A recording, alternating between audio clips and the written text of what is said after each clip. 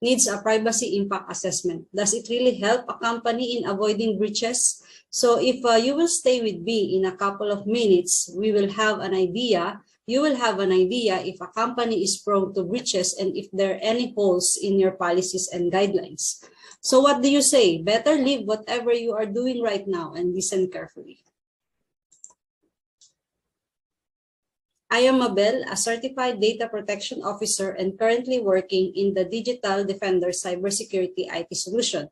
We have authority and experience from Philippines, Singapore, USA, and Europe. So our company is dealing with cybersecurity and data privacy since 1973.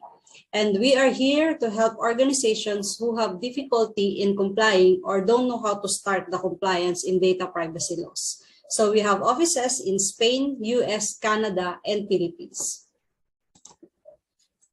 If you didn't do yet a privacy impact assessment, I know you have a lot of questions in your mind right now. Most people will say they can't do it, and I strongly disagree with that, because if you are attending this webinar, I can give you a checklist to help you start with the assessment in any projects that you have right now. So how's that?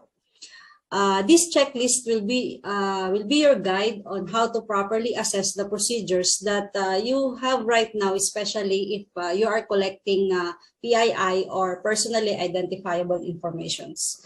So probably you will say how long it will take. I don't have much time in my hand right now. With our help, you can finish the assessment in just 1 week time. So how's that? Is it great? You don't have to spend too much time, effort, and money in completing a privacy impact assessment. It is part of the privacy impact assessment to understand how does the personal data processing flows. So you need to understand the collection, use, storage, transfer, and delete of the personal data that you are collecting. So in collecting a data, you have to remember 3 things. First is transparency.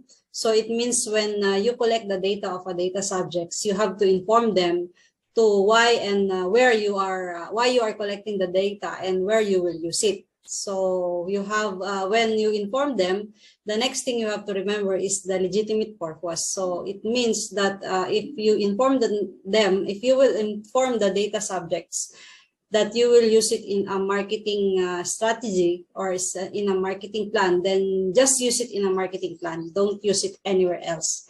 And the next thing is you have to remember the proportionality. So it means that you have to collect only data that suits your project.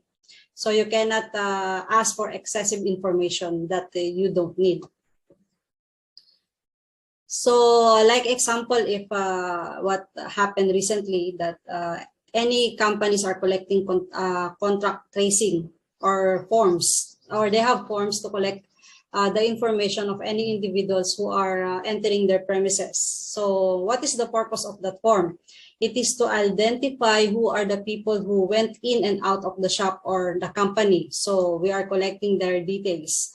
So if ever there is a break-in or if there is a pandemic outbreak, then we know where to, inform them or where we can contact them. So we cannot, in this kind of formats, we cannot ask for excessive, like their email address. So what do you need for that? Usually we're just collecting the name, probably the age, where they are located, means their addresses and phone numbers.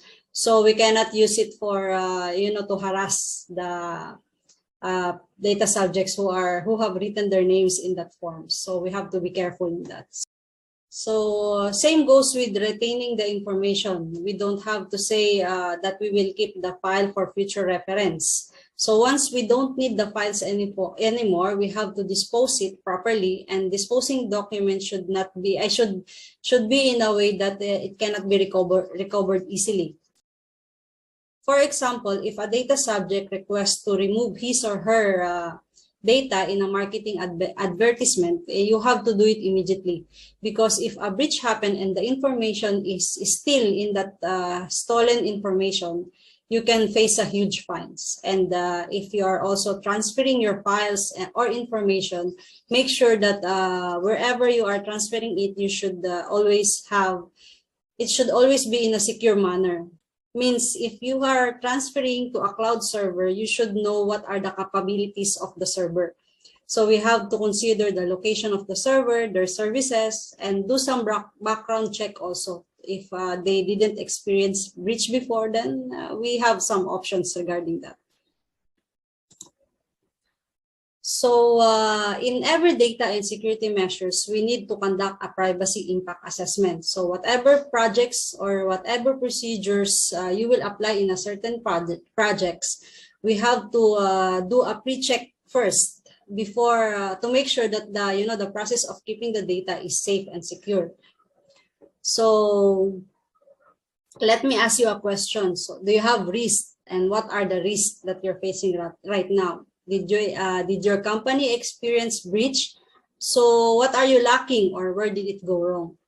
Who hears about the BDO hacks? That is a bank breach that happened here in the Philippines. So clients lost hundreds of pesos in their accounts. Once there is an interview also that the money he is keeping in the bank is used for his future wedding. So how unfortunate, right? So depriving yourself to buy things that you want because you want to save the money. But in one click, everything is done. So hopefully he gets his money back. And what are the major areas that you need to pay attention? So do you have technical, physical, organizational policies in place? Let me tell you a story about my colleagues. So one of my colleagues visited an organization that if you will look outside, it is like a tough and strict company. So when they went inside and the guard told them to wait. So one of them asked the guard if one of my colleague asked the guard if he can use the bathroom, and then the guard said yes. But unfortunately, the structure of the building itself is not that secured, because before you reach the bathroom at the end of the hallway, you will pass these offices, and these offices is it's just open to the public. Everybody can come in and out. So what he did is intentionally he roamed around, and he can easily access these rooms. So the question is, does the company had a breach? Yes. It is not a data breach, but a security breach. If a company is conducting a privacy impact assessment, these incidents can be easily avoided. So, do you have a BYOD policy? Wait, what is that?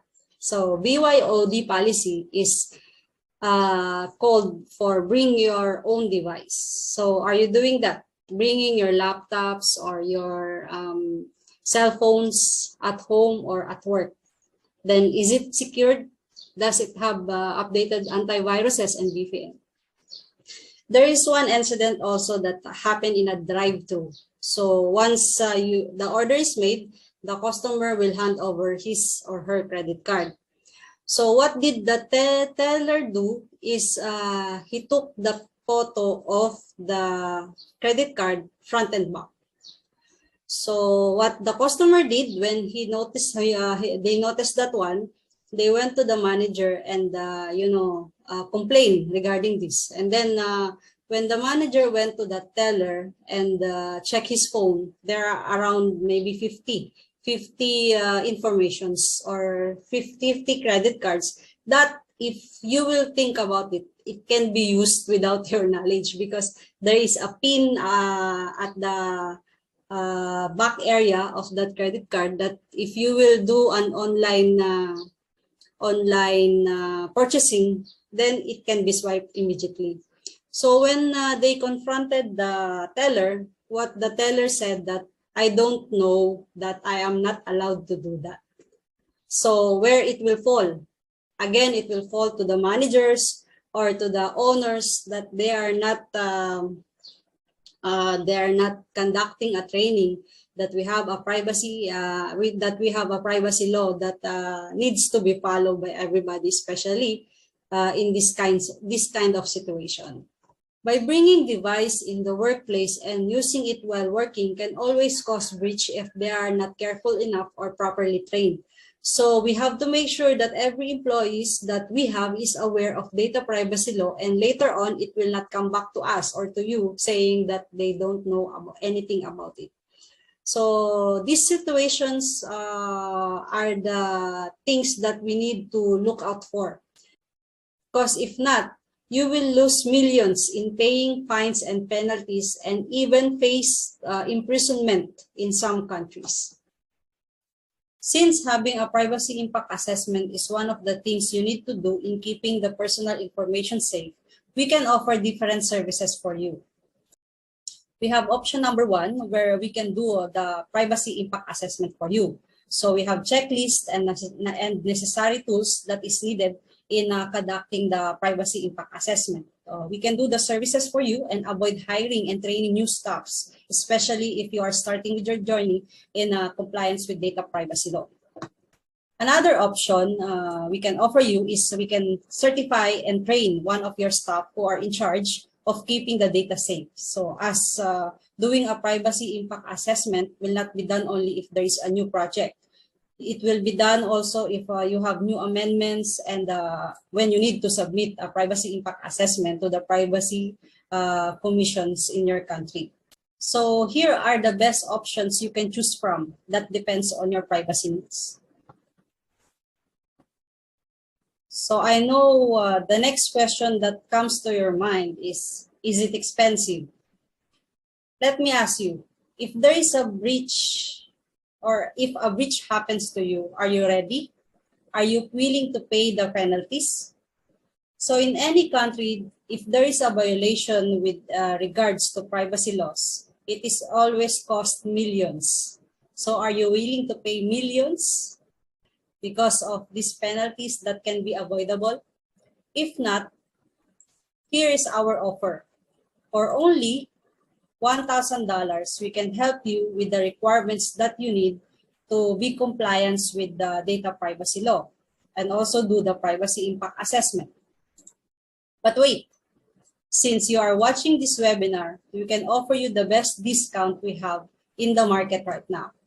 So for only $500, you can start conducting assessment to find holes in the procedures that can cause breach. So what are you waiting for? This offer is for limited time only.